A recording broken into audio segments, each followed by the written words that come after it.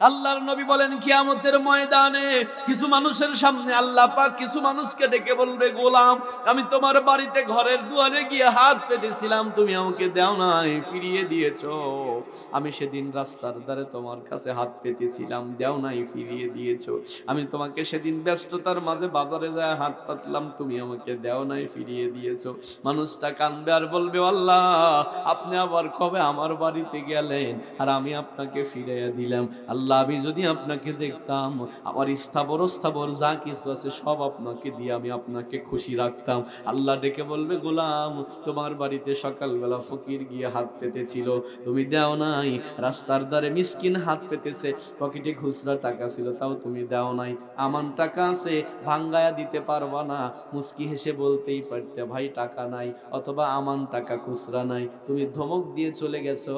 গোলাম রে, ওই দিন যদি তুমি ফকিরের হাতে দিতা, ফকিরের হাতে পড়ার আগে আমি আল্লাহর হাতে পড়ে যেত। ওই দিন যদি তুমি মিসকিনের হাতে দিতা, মিসকিনের হাতে পড়ার আগে আমি আল্লাহর হাতে পড়ে যেত।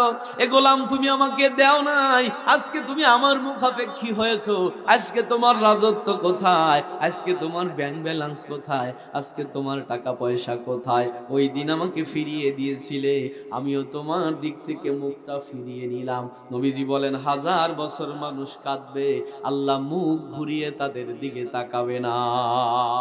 সূরা মাউনের শব্দ আছে হলো 25টা, অক্ষর আছে 125টা। কেউ যদি একবার সওয়াবের নিয়তে সূরা মাউন তেলাওয়াত করে, আল্লাহর হাবিব বলেছেন তার আমলনামায় কমপক্ষে 1250টা নেকি লিখে দেওয়া হয়। এটা হলো না বুঝে পড়লে। কেউ যদি বুঝে তেলাওয়াত করে নেকি আরো বাড়তে থাকবে। মুমিনের আমলনামায় সর্বনিম্ন হলো 10। সর্বনিম্ন কত? 10-এর নিচে নাই, সর্বনিম্ন 10 নাকি আল্লাহ পাক দিয়ে থাকে। এজন্য কেউ যদি সূরা মাউন নামাজে এমনি তেলাওয়াত করেছে, নামাজে পড়েছে অথবা বাইরে পড়েছে, 1250 নাকি তার আমলনামায় হয়। আর কেউ যদি বুঝে তেলাওয়াত করে নেকি আরো বাড়তে থাকবে। আমরা বসেছি এখানে কোরআনকে বোঝার জন্য। এটা তাফসীর মাহফিল, কোরআনের মাহফিল। কোরআন থেকে কথা বলবো যেন আমরা কিছু বুঝে, কিছু নিয়ে যেন আমরা যেতে পারি। আল্লাহ রাব্বুল আলামিন আমাদেরকে তৌফিক দান করুক। আমরা পড়ছি আমিন। আল্লাহ রাব্বুল আলামিন বলেন, আরাআইতাল্লাযী ইউকাযযিবু বিদ্দীন। হে রাসূল আপনি কি দেখেন নাই যারা বিচার দিবসকে অস্বীকার করে? মুফাসসিরগণ লিখেছেন এখানে হামজা জবর আ, হামজা জবর, আমার দিকে তাকান, হামজা জবর আ। মুফাসসিরগণ বলেছেন আল্লাহ পাক এখানে হামজা জবর আ শব্দটা দিয়ে একেবারে অবাক করা একটা কাণ্ড বুঝিয়েছেন। আল্লাহ পাক বিস্ময় সূচক একটা শব্দ ব্যবহার করেছেন। আল্লাহ পাক বলেন, হে রাসূল আপনি কি পৃথিবীতে দেখেন নাই এমন কিছু মানুষ আছে যারা আল্লাহর দেওয়া রিজিক খায়, আল্লাহর জমিনে থাকে, আল্লাহর আসমানের নিচে থাকে, আল্লাহর দেওয়া রিজিক ভক্ষণ করে, কিন্তু তারা কিয়ামত দিবসকে অবিশ্বাস করে, অস্বীকার করে। এমন মানুষ কি সমাজে নাই? আমরা তাদেরকে বলি ভিন্ন ধর্মের যারা, হিন্দু বৌদ্ধ খ্রিস্টান বলেন, এরা হলো ভিন্ন ধর্মাবলম্বী যারা কিয়ামত দিবসকে অস্বীকার করে। আল্লাহ পাক আবার তাদের গুণাবলী বর্ণনা করেছেন নবীজি, যারা কিয়ামত দিবসকে অবিশ্বাস করে, অস্বীকার করে, তাদের মধ্যে কিছু মানুষের বর্ণনা বলি শোনেন। ফাযালিকাল্লাযী ইয়াদুল ইয়াতীম, যারা এতিম মিসকিনদেরকে, এতিমদেরকে গলা ধাক্কা দিয়ে বের করে দেয়। মুফাসসিরগণ বলেছেন যারা পরকালকে অবিশ্বাস করে তাদের মধ্যে 2টা খারাপ গুণ। এর মধ্যে প্রথম নাম্বার খারাপ গুণ হলো তারা এতিম মিসকিনদেরকে গলায় ধাক্কা দেয়। মক্কার মুশরিকরা একদিন পশু জবাই করেছে, তাদের আত্মীয় স্বজনের মাঝে বন্টন হচ্ছে। এমন সময় কিছু এতিম মিসকিনেরা গিয়ে সেখানে ভিড় জমালো। মক্কার কাফেরেরা করলো কি, এই এতিমদেরকে গলা ধাক্কা দিয়ে বের করে দিল। আল্লাহর হাবিব তাকিয়ে থেকে অপলক দৃষ্টিতে তাকিয়ে চোখের পানি ছেড়ে কান্না করতেছে। আল্লাহ পাককে ডেকে বললেন, রব্বুল আলামিন আমিও তো এতিম, আমারও তো বাবা নাই। আজকে যদি আমার চাচারা আমার সাথে না থাকতো, ওরা আমার সাথে এই আচরণটা করত। আল্লাহ পাক ডেকে বলে, হে রাসূল, জাহিলি যুগের ঘটনাগুলো, জাহিলি যুগে কিছু মানুষ এমন আছে যারা এতিম মিসকিনদেরকে গলা ধাক্কা দিয়ে বের করে দেয়। আর যারা গলা ধাক্কা দিয়ে বের করে দেয় এরা হলো কাফের মুশরিকদের মধ্যে গণ্য হবে। নাবালেক অবস্থায় যাদের পিতামাতা মারা যায় তারা এতিম হয়ে যায়। আল্লাহ পাক বলেন, হে রাসূল, জাহিলি যুগে মানুষরা এতিমদেরকে গলা ধাক্কা দিয়েছে, এটা হলো কাফেরদের স্বভাব। আজ মুসলমানের ভিতরেও এই স্বভাব এসেছে। জাহিলি যুগে কাফেরেরা করতো কি, কারো যদি বাপ মারা যেত, সন্তান যদি ধনুক আর তীর চালাতে না জানতো, ওই সন্তানকে বাপের সম্পত্তি দিত না। বলতো যে যে তীর চালাতে জানে না সে বাপের সম্পত্তি পাবে না। আজকে মুসলমানের ভিতরেও এই ট্র্যাডিশন এসে গেছে। আজকে অনেক মুসলমান আছে, ভাই মারা গেছে, ভাইস্তে বাস্তিদেরকে ফাঁকি দেওয়ার ধান্দায় আর এক ভাই বসে আছে। ভুল বললাম? আজকে মুসলমানের ভিতরে এমন আছে। আল্লাহর নবী বলেন, যে জিনিস তোমার না সে জিনিস যদি তুমি তোমার ভোগ দখলে নাও, যে জিনিস তোমার না সেটা তুমি যদি দখল করে নাও, তুমি ওই মুহূর্তে আমি রাসূলের উম্মত থেকে খারিজ হয়ে গেলে। শুধু এতটুকুই বলে নবীজি ক্ষান্ত হন নাই। নবীজি বলেন, শুধু তুমি খারিজ হয়ে যাও নাই, তুমি তোমার একটা স্থান জাহান্নামে বানিয়ে নিলে। আহ, দুনিয়ার সামান্য জিন্দেগি আপনি ফাঁকি দিয়ে কিছু নিয়েছেন, রাসূল বলেন আমার উম্মত থেকে তুমি খারিজ হয়ে গেছো। খারিজ হয়ে গেছো শেষ করে নাই, বলে তুমি তোমার একটা স্থান জাহান্নাম বানিয়ে নিলে। নাউযুবিল্লাহ। আমার বাপজি, আল্লাহর নবী বলেন, কেউ যদি দুনিয়াতে এতিম মিসকিনদের সাথে খারাপ আচরণ করে, সে যেন আমি রাসূলের সাথে খারাপ আচরণ করলো। কারণ দুনিয়াতে আমি নবীজি সবচাইতে বড় এতিম।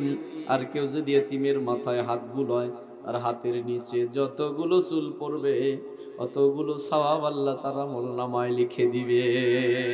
শুধু কথাই শেষ নয়, আল্লাহর নবী বলেন, সাহাবীরা শোনো, কেউ যদি এতিমের অভিভাবকত্বের দায়িত্ব নেয়, কেউ যদি এতিমের অভিভাবক হয়ে যায়, মানে এতিমের দায়িত্ব নেয়, আল্লাহর নবী হাত দিয়ে দেখিয়ে বললেন, সাহাবীরা শোনো, এতিমের অভিভাবক আর আমি নবী এরকম পাশের জান্নাতে থাকবো। আল্লাহর হাবিব ঈদের নামাজ পড়ে বাড়ি যাবে।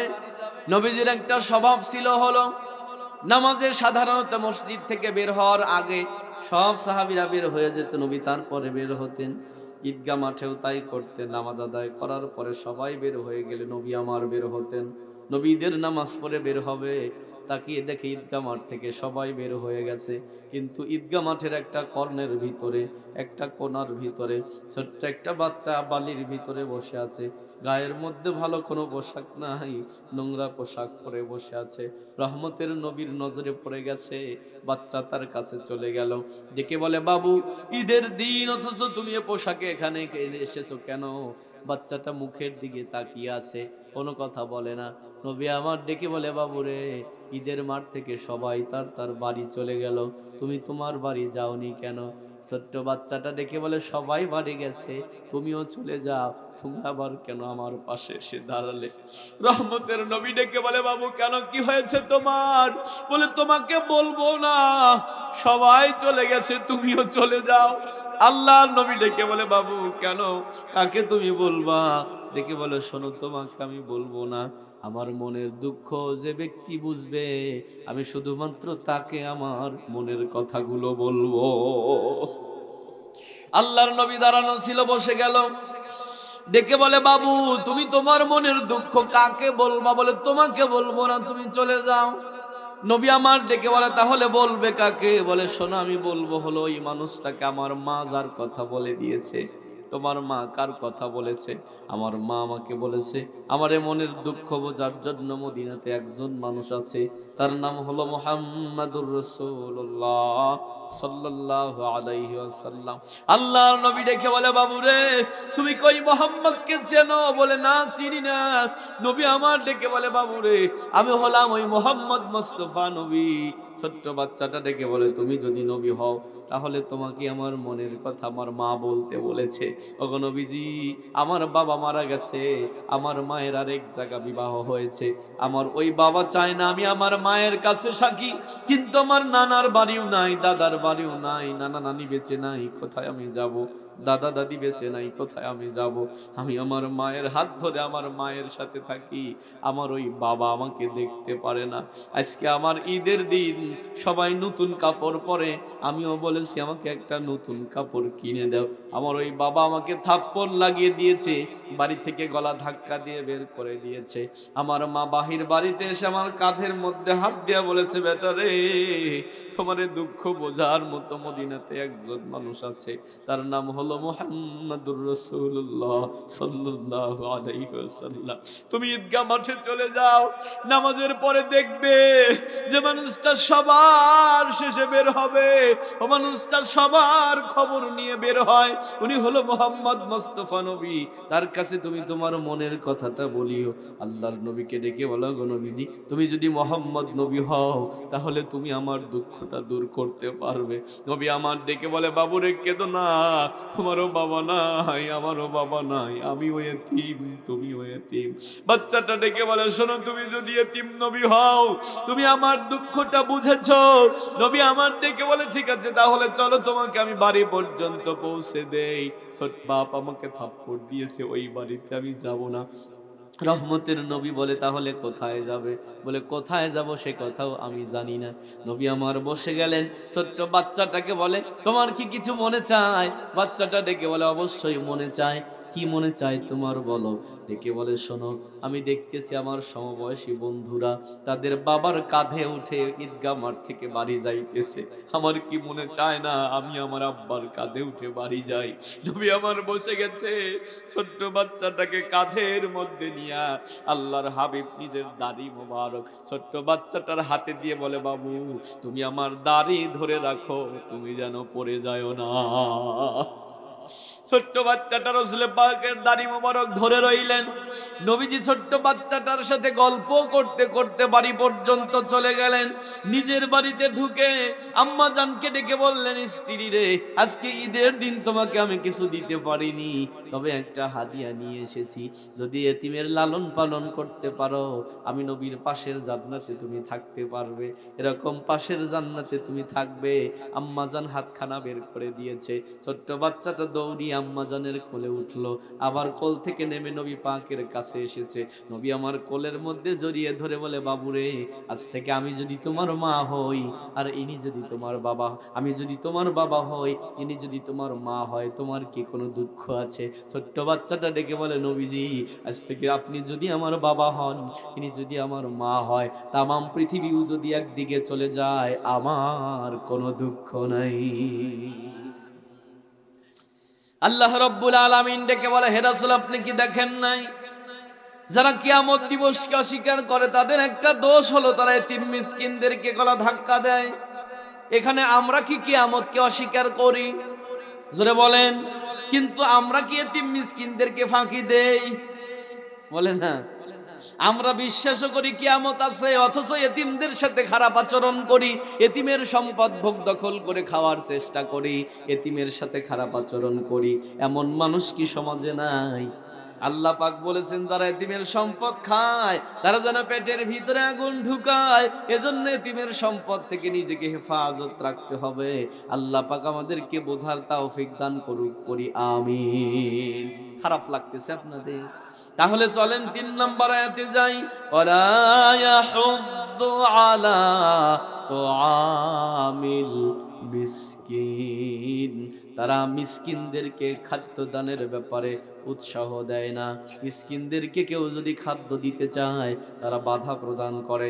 একটা কথা বোঝেন, এখানে এসেতে তারা খাওয়ায় না এ কথা আসে নাই, বলে তারা তো খাওয়াই না, বরং কেউ যদি খাওয়াতে চায় তারা সেখানে বাধা প্রদান করে।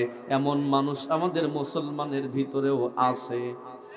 আপনি মানুষ খাওয়াবেন, সে আপনাকে বলবে মানুষ খাওয়া কোনোদিন সুনাম হয় নাই। আসলেও মানুষ খাওয়া সুনাম হয় না, এটা সত্য কথা। তবে পরের বাড়ি খেয়ে দুর্নাম করে সে, অপরের পাতে কোনোদিন ভাত বাড়ে নাই যে। যে কোনোদিন অপরের পাতে ভাত বেড়ে দেখে নাই যে পরের পাতে দিলে কত বড় কলিজা লাগে, কতটা পুর আত্মা লাগে। ওকে যদি খাওয়াইতে খাওয়াইতে আপনি হলকুম পর্যন্ত খাওয়ান, যাওয়ার সময় পান একটা দিয়ে দিছেন, ও পান খাইতে খাইতে বের হবে আর বলবে যে খাওয়া ভালো হয়েছে কিন্তু পানে পানে চুন কম হয়েছে। মানে দুর্নামজার করার স্বভাব। ও আপনার বাড়িতে এসে খাইলেও দুর্নাম করবে, ব্যাপারে খাইলেও দুর্নাম করবে, বিয়ের দাওয়াতে গেলেও দুর্নাম করবে, মুসলমানের দাওয়াতে গেলেও দুর্নাম করবে, আকিকা খাইলেও দুর্নাম করবে। আছে না এমন মানুষ? ও তো কোনোদিন বাড়িতে মানুষ দুইজন দাওয়াত দিয়ে দেখে নাই যে দাওয়াত দিয়ে মানুষকে খাওয়াইতে গেলে কি কেমন লাগে, আত্মাটা কেমন লাগে। ভুল বললেন? আল্লাহ পাক বলেন, হে রাসূল, নবীর কাছে প্রশ্ন করা হলো, ইয়া রাসূলুল্লাহ, পৃথিবীর সবচাইতে উত্তম আমল কি? নবীজি জবাবে বললেন, উত্তম আমল হলো আম, মানুষকে খাবার খাওয়ানো। এটা হলো উত্তম আমল। নবীজি বলেছেন মানুষকে খাবার খাওয়ানো। মুফাসসিরগণ বলেছেন এখানে আল্লাহ পাক খাবার খাওয়ানোর কথা বলতে তো আমুন শব্দ যে ব্যবহার করেছেন, তো আমুন বলা হয় ওই খাবার যে খাবার সরাসরি খাবারের জন্য প্রস্তুত করে দেওয়া হয়। কথাটা ভালো করে বুঝতে হবে, ভালো করে বুঝতে হবে। একটা হলো খাবার দিয়ে দেওয়া, আর একটা হলো খাবার প্রস্তুত করে দেওয়া। ধরেন আপনাকে আমি একটা চালের বস্তা দিয়েছি, ডালের বস্তা দিয়েছি, তারপরে তেলের বোতল দিয়েছি, এটা তো আমনের ভিতরে পড়ে না। বলে তো আমন কোনটা? বলে চাল ডাল পাকায়া খাবারের উপযোগী করে দেওয়া হয়, যেটা যেটা দেওয়ার সাথে সাথে খাওয়া যায় ওটাকে তো আমন বলা হয়। আল্লাহ পাক বলেন তারা এতিম মিসকিনদেরকে গলা ধাক্কা দেয়, আর মিসকিনদেরকে তারা তো খাওয়াই না, বরং কেউ যদি খাওয়াতে চায় হুদ্দুন, তারা সেটা ঠিক সেখান থেকে তাদেরকে বাধা দেয়। আমাদের সমাজেও এক শ্রেণীর মানুষ আছে, আপনি মানুষকে খাওয়াতে চাইবেন তারা বাধা দিবে। এখন আপনি বলতে পারেন, হুজুর আপনারাও তো মাঝে মাঝে নিষেধ করেন। এখন আমরা নিষেধ করি কেন? কারণ কি জানেন? তো আমুন পরে আল্লাহ পাক শব্দ দিয়েছে মিসকিন। খাওয়াইবা কাকে? মিসকিন যে খাওয়াবে কাকে? মিসকিন যে সমাজের মধ্যে মিসকিন শ্রেণীর যারা আছে তাদেরকে খাওয়ানোর কথা বলা হয়েছে। আমি আইয়ুব আনসারীকে দাওয়াত দিয়ে খাওয়ানোর কথা বলা হয় নাই। আল্লাহ পাক বলেছেন তারা মিসকিনদেরকে খাবার দানের ব্যাপারে উৎসাহ দেয় না, মিসকিনদেরকে খাওয়ায় না। আমরা যদিও দাওয়াত খাওয়াই, যদিও ব্যাপার করি, আমরা খাওয়াতে গেলে খুঁজি কাকে? তেলা মাথায় তেল দেওয়া মনুষ্য জাতের রোগ। আমরা দাওয়াত দিতে যায় দেখি এলাকার মধ্যে প্রধান আছে কারা কারা, অথচ একটা গরিব মানুষ ভ্যান চালায়া খায়, রিক্সা চালায়া খায়। আপনার বাপ মারা গেছে, মানুষটা কামলা কামাই দিয়ে জানাজায় গেছে, জানাজা করেছে, জিয়ারত করেছে, অথচ ওই মানুষটা দাওয়াত পায় নাই। দাওয়াত পেয়েছে সে, সমাজের মধ্যে মাথা উঁচু করে আছে যে। কথা কি ভুল বললেন? আল্লাহ পাক বলেছেন মিসকিন। মিসকিন কাদেরকে বলা হয়? যারা এক বেলার খাবার আছে, পরের বেলায় কি খাবে তা জানে না। সমাজে অনেক মানুষ কিন্তু এমন আছে, না খেয়ে মারা যাবে, আপনার কাছে হাত পাতবে না, কাউকে বলবে না। এমন মানুষ কি সমাজে নাই? আল্লাহ পাক বলেছেন তারা মিসকিনদেরকে খাওয়ায় না। মিসকিন কারা? যার এক বেলার খাবার আছে পরের বেলায় নাই। ফকির কারা? যার কাছে উপস্থিত কোনো কিছুই নাই। এজন্য আল্লাহ পাক সিরিয়াল দিতে প্রথম ফকিরের সিরিয়াল দিয়েছে, তারপরে মিসকিনের কথা বলেছেন। আল্লাহ পাক বলেন ইন্নামাস সাদাকাতি লিল ফুকারা ওয়াল মাসাকিন।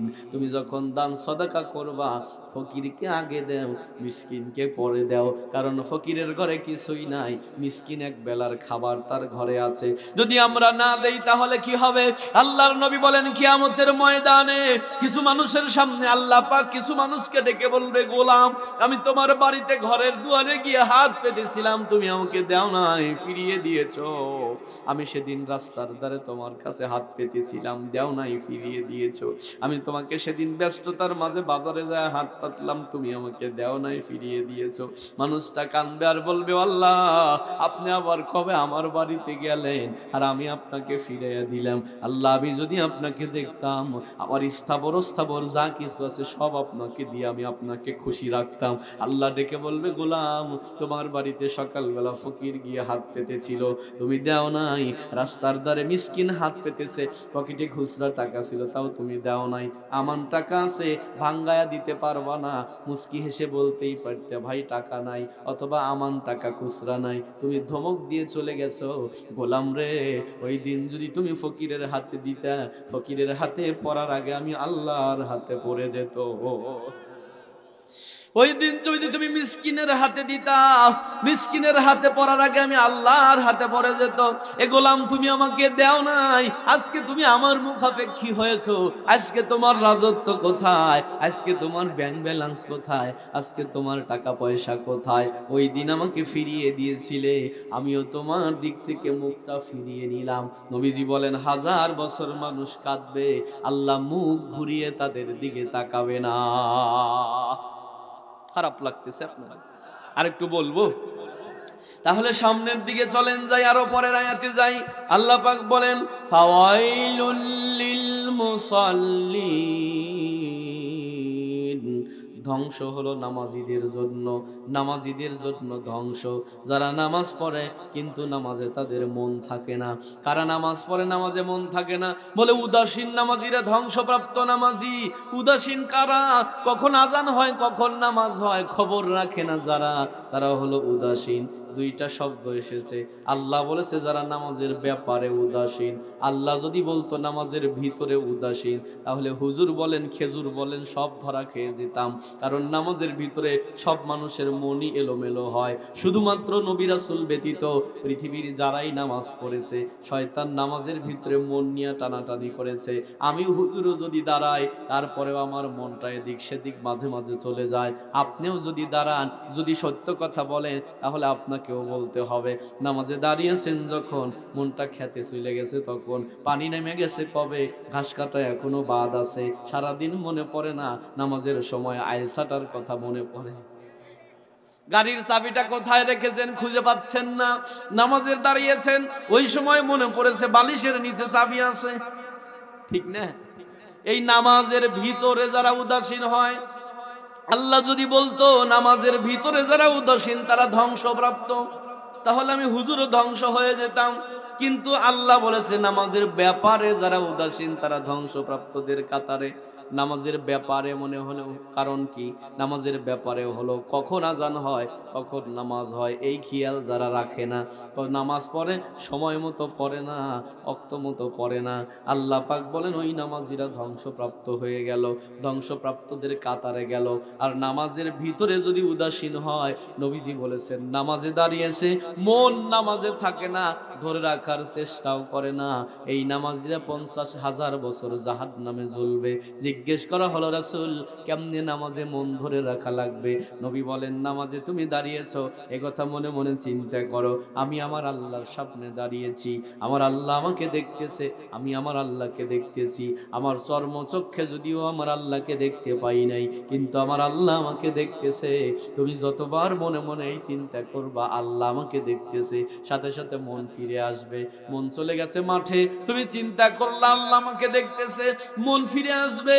মন চলে গেছে ঘাটে, তুমি চিন্তা করতেছো আল্লাহ আমাকে দেখতেছে, মন ফিরে আসবে। নবীজি বলেন যতবার শয়তানের সাথে মন নিয়ে কারাকারি করবে, ততবার নামাজের ভিতরে তোমার জীবনের গুনাহ মাফ হয়ে যাবে। আল্লাহ পাক বলেন ফাওয়াইলুল লিল মুসাল্লিন, ধ্বংস হলো ওই মুসল্লিদের জন্য যারা নামাজের খবর রাখে নাই, আর ধ্বংস হলো ওই নামাজীদের জন্য আল্লাযীনা হুম ইউরাউন, যারা লোক দেখানোর জন্য নামাজ পড়েছে। লোক দেখানোর জন্য নামাজে কি সমাজে নাই? আছে বাপু, আছে। অনেক মানুষ নামাজ পড়ে আল্লাহর জন্য, অনেক মানুষ নামাজ পড়ে মিয়া বিয়ে দেওয়ার জন্য, অনেক মানুষ নামাজ পড়ে অসুস্থতা থেকে বাঁচার জন্য, অনেক মানুষ নামাজ পড়ে ভোটের জন্য। কথা কয় না? সময় কিন্তু এসেছে এক আসরের নামাজ প্রয়োজনে 3 মসজিদে পড়বে, তারপরেও নামাজের পরে দাঁড়ায়া ভোট ভিক্ষা চাবে। এই জাতীয় মানুষ কি সমাজে নাই? দাঁড়ায়া প্রথম ডায়লগ দিবে, বাপু আমি তো দাঁড়াইতে চাইলাম না, গ্রামের মানুষ জোর করে দাঁড় করাইয়া দিছে, অথচ দেখা গেল 5 থেকে 7 জনক বলছে তোর যে জনপ্রিয়তা তুই দাঁড়ালি কেউ ঠেকাইবার পারবো না, ও বাড়ি বেচে ভোটে দাঁড়াইছে। আর যারা বাড়ি বেচে ভোটে দাঁড়ায় ওর টার্গেট কি আপনি বলেন তো দেখি? আপনার সেবা করা, কথা কয় না, আপনার সেবা করা।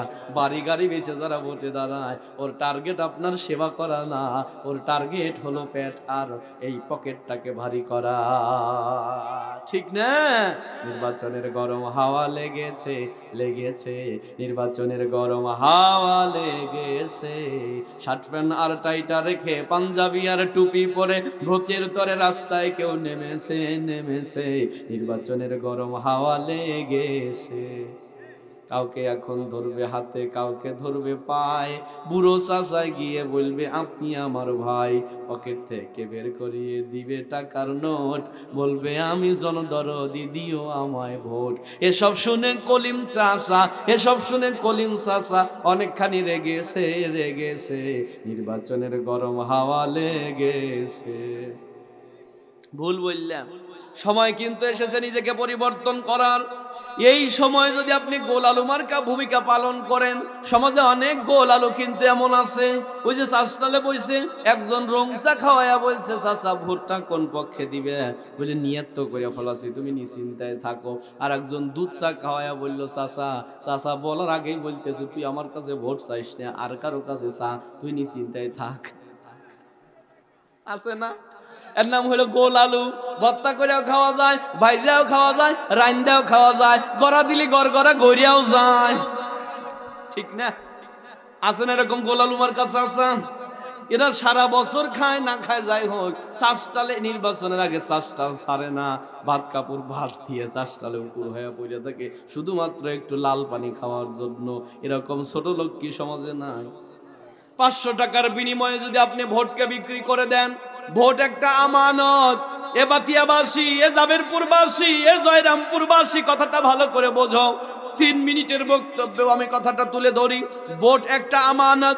আমি বলছি না আমি রাজনৈতিক কোন নেতা, আমি বলছি না আমি কোন দল করি, আমি বলছি না তুমি আমাকে ভোট দাও, তবে আমি বলেছি বাপ ভোট একটা আমানত, আমানতটা যেন খিয়ানত না হয়। 500 টাকার বিনিময়ে মদখোর, ঘুষখোর, সুদখোরকে তুমি সিলটা মারিয়ে দিলে, সারা বছর মাথা থাপড়াইলে, আর মাহফিলে এসে এসে স্লোগান দিলে, আসলে তোমার 4 পয়সার দামও নাই, কারণ 500 টাকার কাছে তুমি ঈমান বিক্রি করে দিছ। ভুল বলছি? টাকার গরম মানুষকে 24 ঘন্টা গরম করে রাখে, এজন্য আগের রাতে ওরা টাকা মারে, কারণ ওই রাতে টাকা মারছে, আগামী রাত পর্যন্ত খালি ওর কথা মনে পড়বে। আছে না সমাজে? এই যুবকেরা যতই বলতেছে যে সময় মতো আমরা ইসলামের পক্ষে থাকবো, এই যুবকেরাই আবার যায় চিল্লায় অমুক ভাইয়ের চরিত্র ফুলের চেয়ে পবিত্র, নামাজ পড়ে না এক ওয়াক্ত, গাঁজা খায় 5 ওয়াক্ত। আছে না? ওই যে একজন বলে দৈনিক শ্বশুর বাড়ি যায়, জিজ্ঞেস করেছে তুই প্রতিদিন শ্বশুর বাড়ি যাস কি দিয়া ভাত দেয়, কয় কে আলু ভর্তা, কয় তাই দৈনিক যাও, কয় দেয় আবার কত হানি করে, তে চাউল পাউলে যাইব না, দেয় আবার কত হানি করে। ভুল বললেন, চলেন না সামনের দিকে যাই। আল্লাযীনা হুম ইউরাউন, আল্লাহ পাক বলেন যারা মানুষকে দেখানোর জন্য কাজ করে, মানুষকে দেখানোর জন্য যদি পাহাড় পরিমাণে ব্যয় করে, কিয়ামতের ময়দানে তার একটা অংশও পাবে না। আর যদি আল্লাহকে দেখানোর জন্য খুরমা খেজুরও দান করে, কিয়ামতের ময়দানে পাহাড় পরিমাণে পেয়ে যাবে। আল্লাযীনা হুম ইউরাউন। এবার পরবর্তী আয়াতে যাই, শেষ আয়াত আমার সাথে পড়েন, ওয়ায়ামনাউনাল মাউন। এটা যদি একটু বলি এটা কিন্তু গায়ে লাগবে, বলবো কি? আপনারা জানেন তো আমি এভাবে এই কথা বলি, তারপরেও দাওয়াত করেন, এটা কিন্তু গায়ে লাগবে, বলবো কি? আল্লাহ পাক বলেন ওয়ায়ামনাউনাল মাউন। এখানে হুজুরও আছে, আলেম ওলামারা আশেপাশে আছে, তারা শুনতেছে আমার কথা। আমি মাঝে মাঝেই বলি আমার কথা সাধারণ মানুষ যত মনোযোগ দিয়ে না শোনে, আলেম ওলামারা বেশি মনোযোগ দিয়ে শোনে, কারণ প্রত্যেকটা কথার ভিতরে তথ্য আছে। আল্লাহ পাক বলেন মাউন। মাউন কোন জিনিসকে বলা হয়? মাউন বলা হয় গৃহস্থলী দ্রব্যাদি, যেগুলো ঘরের কাজে ব্যবহার করা হয়। দাও, কুড়াল, খন্তা, শাবল, রেনেস, আর কয়েকটা কোন, কাঁচি, কোদাল, বোঝেন নাই? পাসুন, এগুলোকে আরবিতে বলা হয় মাউন। আল্লাহ পাক বলেন এমন ছোট লোক কিছু আছে যারা এই যে ছোট ছোট জিনিস যেগুলো পরিবারের ঘরের কাজে ব্যবহার করা হয় এগুলো দিয়েও মানুষের উপকার করে না। আপনি যা বললেন চাচা ওই যে কোদালটা একটু দেন আইল সাইটে আসি, চাচা বলল কোদাইলের আসারি খুলে গেছে, ভুল বললেন। আবার বলছেন চাচা কাশিটা একটু দেন ঘাস কাটবো, চাচা বলল যে কাশি ধার কাটাইবার দিছি।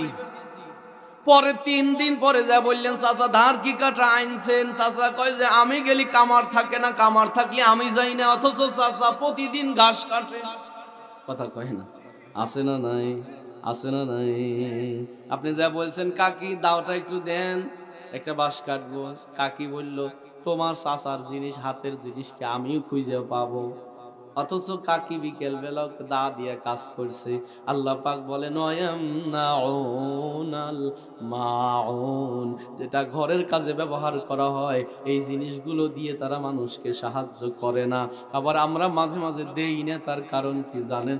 আপনারাও তো ভালো মানুষ, নিলে আর ফেরত দেওয়ার চিন্তাও করেন না, কাজ করিয়া সাইরিয়া রেখে দেন, আপনার বাড়ি থেকে খুঁজে আনা লাগে। এও কিন্তু একটা দিক, তাই না? ধরেন যে রেনেজ আপনি লিছেন, আপনি কল লাগাইছেন কিন্তু পরে না শুকে জমা থিয়ে দিয়েছেন, আর আমি খুঁজে পাইতেছি না রেনেজ নিল কে, কে নিছে? 5 জনের বাড়ির ঘুরে ঘুরে আপনার বাড়িতে আনা লাগে। আপনি যে দায়িত্ব মনে করে নিছেন, দায়িত্ব মনে করে তো দেন না, কথা কয় না। এটা কিন্তু আবার দিতে হবে, দায়িত্ব মনে করে আবার দিতে হবে। দায়িত্ব মনে করে নেওয়া আবার দায়িত্ব মনে করে দেওয়া, ইসলামের 2টা জিনিস আছে। খারাপ লাগতেছে কি? ইসলামের 2টা জিনিস ভালো করে বোঝেন। একটা হলো ইসলাম অপচয় অপব্যয়, অপচয় করাকে ইসলাম নিষেধ করেছে, কৃপণতা করাকে ইসলাম নিষেধ করেছে।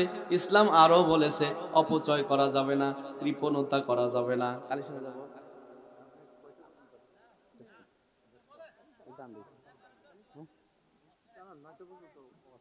আচ্ছা আচ্ছা, আমিও শেষের দিকে চলে আসছি। তাকান আমার দিকে, কি যেন বলতেছিলাম?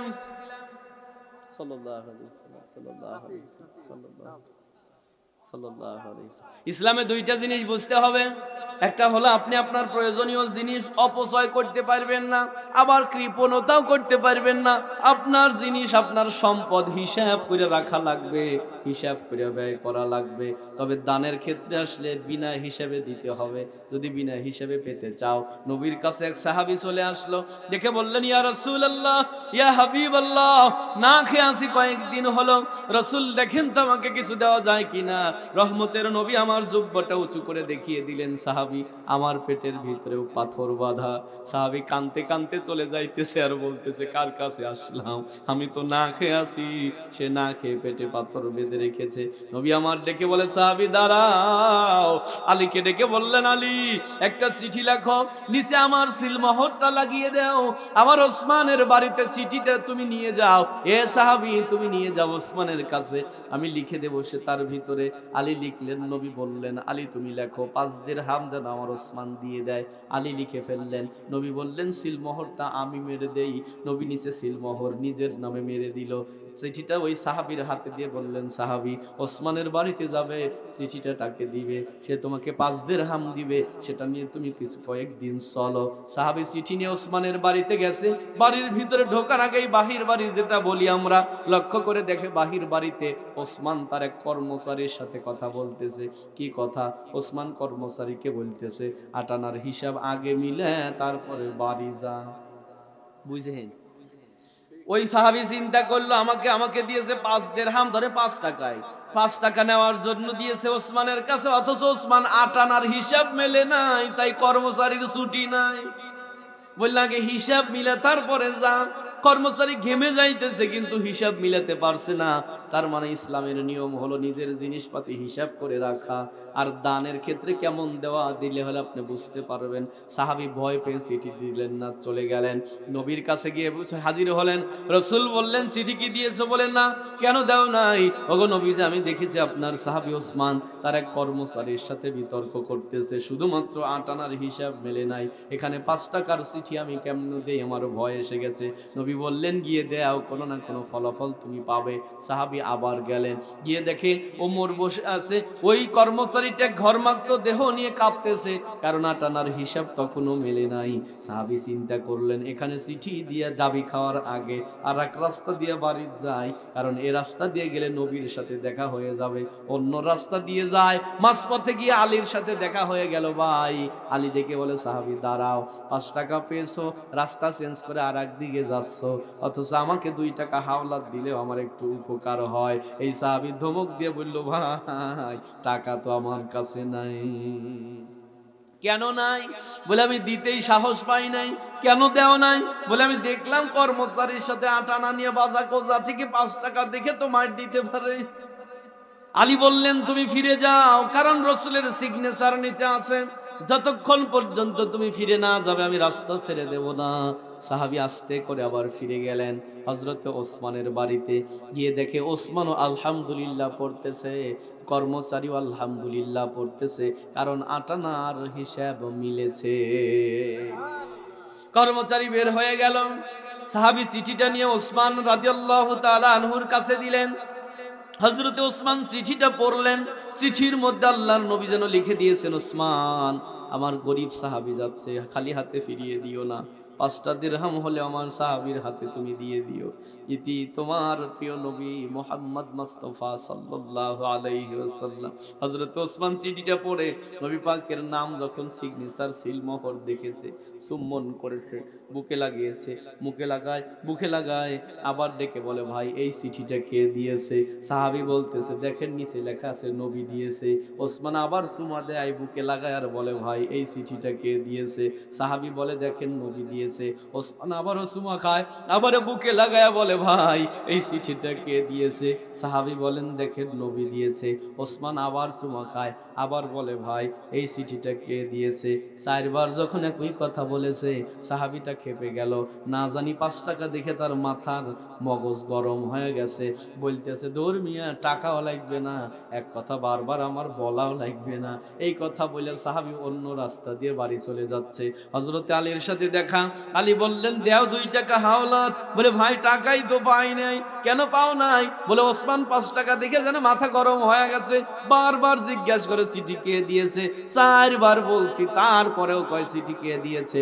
এতবার কি বলতে ইচ্ছা হয়। সাহাবী বলে চলো নবীর কাছে যাই। হযরতে আলী সাহাবীকে নিয়ে নবী পাকের কাছে গিয়ে বললেন ইয়া রাসূলুল্লাহ, আপনার ওসমান গরিবকে ফিরিয়ে দিয়েছে।